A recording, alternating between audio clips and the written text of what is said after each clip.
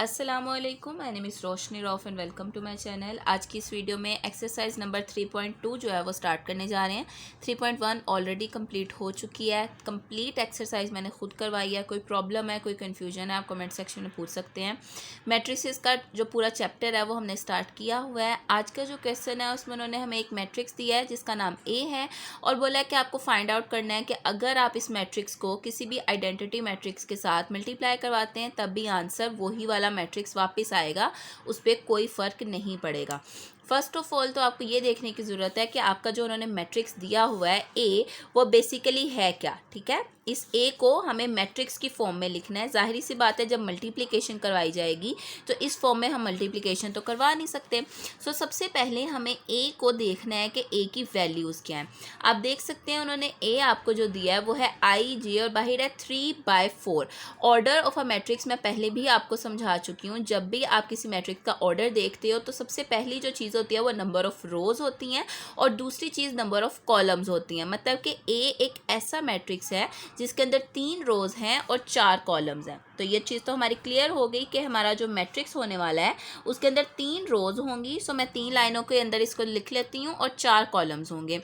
First of all आपको बता दूं कि जितनी भी वैल्यूज़ हैं वो सब की सब ए होने वाली हैं, क्योंकि हम लेट कर रहे हैं।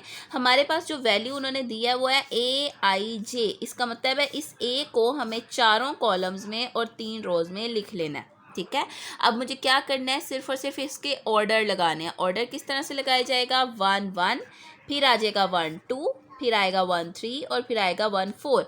1 1 लिखने की रीज़न ये है कि ये फर्स्ट रो और फर्स्ट कॉलम का एलिमेंट है। 1 2 लिखने की रीज़न ये है कि ये first row and second column का एलिमेंट है। 1 3 का मतलब ये first row and third column का एलिमेंट है।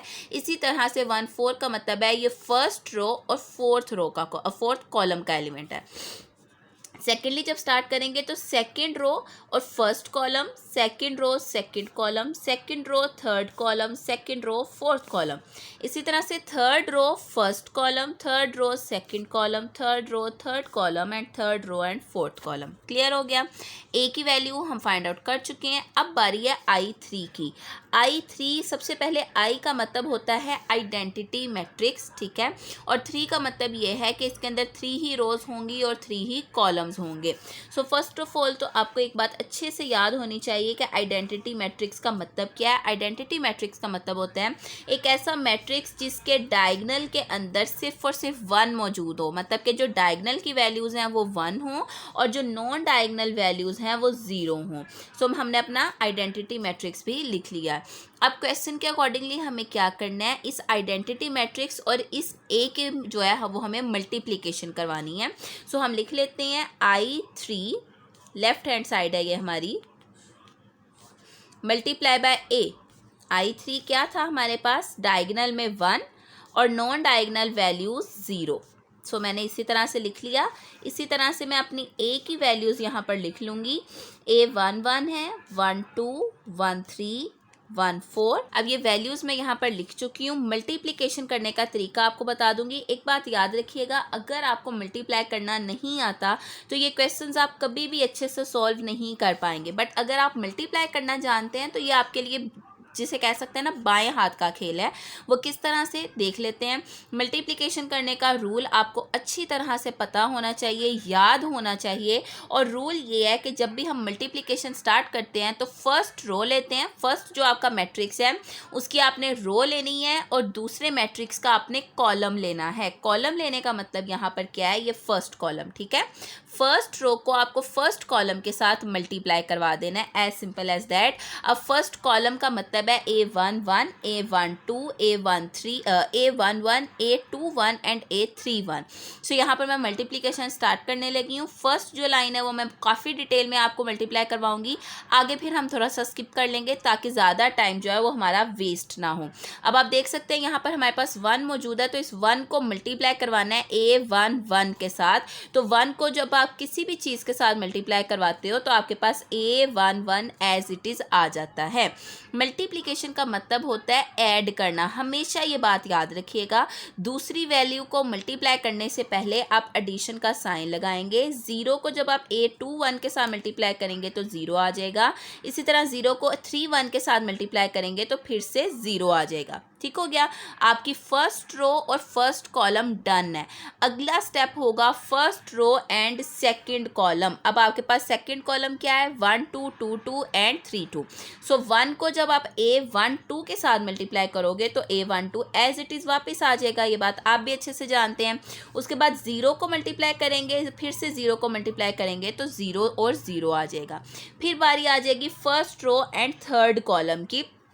1 को जब आप A13 से मल्टीप्लाई करोगे तो A13 एज इट इज़ आ जाएगा, plus zero and plus zero, क्योंकि अगली दोनों वैल्यू ज़ीरो थी, किसी के साथ भी मल्टीप्लाई होंगी तो उसको ज़ीरो ही कर देंगी। लास्ट वैल्यू रहेगी हमारी 1 को जब A14 से मल्टीप्लाई करेंगे तो A14 आ जाएगा, बाकी दोनों वैल्यू ज़ीरोज़ की। और इसी के साथ हमारी फर्स्ट रो कंप्लीट हो गई है। अगला स्टेप होगा हमारी सेकेंड रो का, और वो कैसे होगा, फर्स्ट रो तो हम कर चुके हैं, अब हमें करनी है सेकेंड रो। और सेकेंड रो के साथ सबसे पहले जो चीज़ मल्टीप्लाई की जाएगी वो होगा फर्स्ट कॉलम। सो ज़ीरो को आप किसी भी चीज़ के साथ मल्टीप्लाई करो वो ज़ीरो आती है। 1 को जब आप A21 से मल्टीप्लाई करोगे तो A21 आ जाएगा। ज़ीरो को जब आप A31 से मल्टीप्लाई करोगे तो ज़ीरो आ जाएगा। अब बारी है second row and second column की, तो सेकेंड कॉलम की तरफ चलते हैं। ज़ीरो के साथ मल्टीप्लाई करने पर ज़ीरो, A22 के साथ मल्टीप्लाई करने पर A22 और ज़ीरो के साथ मल्टीप्लाई करने पर ज़ीरो। थर्ड की बारी आ गई। 1 के हमारे पास अब जो है वो सेकंड रो और थर्ड कॉलम है। ज़ीरो के साथ मल्टीप्लाई करने पर ये ज़ीरो हो जाएगा तो इधर ज़ीरो आएगा। 1 के साथ मल्टीप्लाई करने पर 1 A23 से मल्टीप्लाई होगा तो A23 आ जाएगा, और ज़ीरो के साथ मल्टीप्लाई होने पर ज़ीरो आ जाएगा। इसी तरह जब लास्ट कॉलम करेंगे तो पहले आएगा ज़ीरो, फिर आएगा A24 और फिर आएगा ज़ीरो। इसी तरह से हम लास्ट रो भी कर लेते हैं। ठीक हो गया, ये हमने लास्ट कॉलम भी कर लिया है। अब सिंपली हमें क्या करना है, इसको सिंप्लीफाई करके मतलब कि प्लस करके लिख देना है। जब हम यहाँ पर इन ज़ीरो प्लस ज़ीरो तो ज़ीरो ही होगा, एंड ज़ीरो प्लस A11 मतलब कि A11। सो यहाँ पर सबसे पहली जो वैल्यू मेरी आ गई वो है A11। अगली वैल्यू देख लेते हैं। जब आप ज़ीरो में ज़ीरो प्लस करेंगे ज़ीरो आ जाएगा, A21 आ जाएगा, इधर से A13 और इधर से A14। सो यहाँ पर मैं लिख लेती हूँ A12 A13 A14। अगली रो की तरफ चलते हैं तो नेक्स्ट रो में आपको क्लियरली नज़र आ रहा है A21 A22 A23 and A24। क्योंकि बाकी वैल्यू ज़ीरो हैं सो उनको होने या ना होने से इस पर कोई इफ़ेक्ट नहीं आ रहा। सो A21 A22 A23 and A24। Last row देख लेते हैं A31 A32 A33 and A34। सो यहाँ पर हम क्या लिख लेते हैं, A31 A32 A33 and A34। इसी के साथ हमारा क्वेश्चन जो है वो यहीं पर कंप्लीट हो गया, क्योंकि जो हमारा आंसर आया है हम देख सकते हैं वो A का मैट्रिक्स ही रिटर्न होकर आ गया। दैट्स वाई हम यहाँ पर लिखेंगे ये किसके इक्वल है, A के इक्वल है। सो हम यहाँ पर लिख लेते हैं हेंस प्रूव्ड। हमें यही चीज़ प्रूव करनी थी जो कि हम कर चुके हैं, कि हमारे पास जब हम मल्टीप्लिकेशन करते हैं आइडेंटिटी मैट्रिक्स के साथ A की, तो आंसर के तौर पर हमारे पास वही वाला मैट्रिक्स वापस आ जाता है। अब ये क्वेश्चन नंबर 1 का सेकंड पार्ट है। हमारे पास A की वैल्यू तो सेम टू सेम रहेगी, क्योंकि वो हमारा एक ऐसा मैट्रिक्स है जो उन्होंने मेन क्वेश्चन में दिया हुआ है। तो और जो हमारी I की वैल्यू है वो चेंज हो जाएगी। I की वैल्यू क्यों चेंज हो रही है, यहाँ पर आप देख सकते हो। इसका जो उन्होंने ऑर्डर दिया था पहले 3 था और अब 4 हो गया है, तो इस वजह से I की वैल्यू चेंज हो गई। I की वैल्यू हमारे पास यहाँ पर I4 है। इसका मतलब यह है कि इसके अंदर number of rows and number of columns जो हैं वो 4 होने वाले हैं। आइडेंटिटी मैट्रिक्स की डेफिनेशन पहले ही आपको बता चुकी हूँ, एक ऐसा मैट्रिक्स जिसके डायगोनल के अंदर 1 मौजूद हो और बाकी सारी वैल्यूज़ जो हैं वो 0 होनी चाहिए। सो यहाँ पर मैं इसको कंप्लीट कर लेती हूँ। डायगोनल में 1 लिखिए और बाकी सारी वैल्यूज़ की जगह पर 0 लिख देना। ये हो गया हमारा I4। अब लेफ्ट हैंड साइड अगर देखी जाए तो ये हमारे पास क्या है, सबसे पहले A का मैट्रिक्स लिखेंगे। A का मैट्रिक्स हमें अच्छी तरह से पता है क्या है, जो हमारे पास क्वेश्चन में मौजूद था वो लिख लेते हैं। हमारे पास था A11 12 13 14। इसी तरह से 2 1, 2 2, 2 3, 2 4, 3 1, 3 2, 3 3 एंड 3 4। ये हो गया हमारा ए मैट्रिक्स। इसके साथ हम लिखेंगे I4। मल्टीप्लिकेशन में हमारे पास I4 था, सो यहाँ पर अब हम लिख लेते हैं I4। 1 1 1 1, 0 0 0, 0 0 0, 0 0 0, 0 0 एंड 0। ये हो गई हमारी कंप्लीट दोनों चीज़ें। अब इसको ज़रा गौर से देख लीजिए, क्योंकि मैं सारा खुद से नहीं करवा रही, मैं करवाऊंगी बट इसमें थोड़ा सा स्किप कर दूंगी ताकि वीडियो जो है वो ज़्यादा लंबी ना हो। फर्स्ट जो स्टेप है वो मैं आपको ज़रा डिटेल में समझा देती हूँ। आपको पहले भी समझाया है प्रीवियस क्वेश्चन में, जब भी मल्टीप्लिकेशन करते हैं तो किस तरह से की जाती है। फर्स्ट रो और फर्स्ट कॉलम लेते हैं। पहले मैट्रिक्स की क्या ली जाती है, रो ली जाती है, और दूसरे मैट्रिक्स का क्या लिया जाता है, कॉलम। सो यहाँ पर अब हम क्या करेंगे, A11 को 1 से मल्टीप्लाई करेंगे। तो A11 को जब आप 1 के साथ मल्टीप्लाई करोगे तो आपके पास आंसर में A11 आ जाएगा। इसी तरह से 1 2 को जब आप 0 से मल्टीप्लाई करोगे तो 0, फिर जब 1 3 को 0 से मल्टीप्लाई करोगे फिर से 0, 1 4 को जब 0 से मल्टीप्लाई करोगे तो फिर से 0। अब फर्स्ट रो तो वही रहेगी, कॉलम नंबर चेंज हो जाएगा, सेकंड कॉलम आ जाएगा। A11 को 0 से मल्टीप्लाई करोगे तो 0 आएगा, 1 2 को 1 से मल्टीप्लाई करोगे तो आ जाएगा A12। उसके बाद बाकी दोनों वैल्यूज 0 हो जाएंगी, क्योंकि 1 3 भी 0 से मल्टीप्लाई होने वाला है और 1 4 भी। सो +0 +0। अब बारी आ गई हमारी first row and third column की। वो क्या होगा, हमारे पास फर्स्ट दोनों ज़ीरोज़ हैं, इसका मतलब है 2 दफ़ा क्या आने वाला है, 0 0 +0।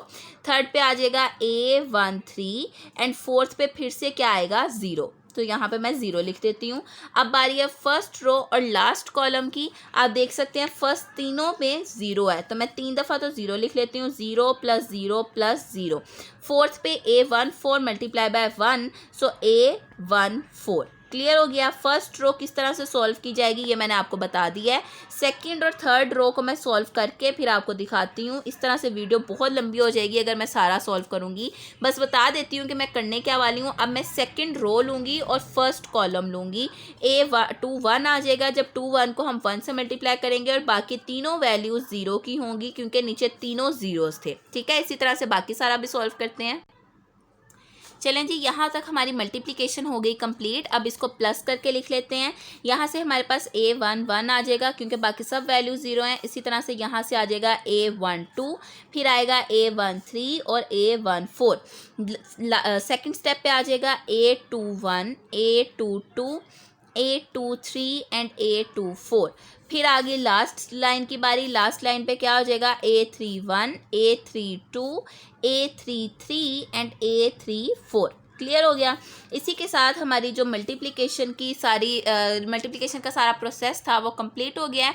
और आप देख सकते हैं जो आंसर आया है हमारे पास वो वही मैट्रिक्स है जो ए का मैट्रिक्स था। सो ये किसके इक्वल है, इक्वल्स टू ए, और हम लिख देंगे hence proved. Left hand side right hand side के इक्वल आ गई। जो क्वेश्चन में उन्होंने बोला था कि अगर हम ए को एक आइडेंटिटी मैट्रिक्स के साथ मल्टीप्लाई करते हैं तो आंसर फिर से ए ही आएगा, ये प्रूव हो चुका है। होपफुली ये क्वेश्चन आपको अच्छे से समझ में आ गया होगा। कोई प्रॉब्लम हो या कोई कंफ्यूजन कमेंट सेक्शन में ज़रूर पूछिएगा। इंशाल्लाह नेक्स्ट वीडियो में क्वेश्चन नंबर 2 स्टार्ट करेंगे। Thank you so much for watching this video. अल्लाह हाफिज़।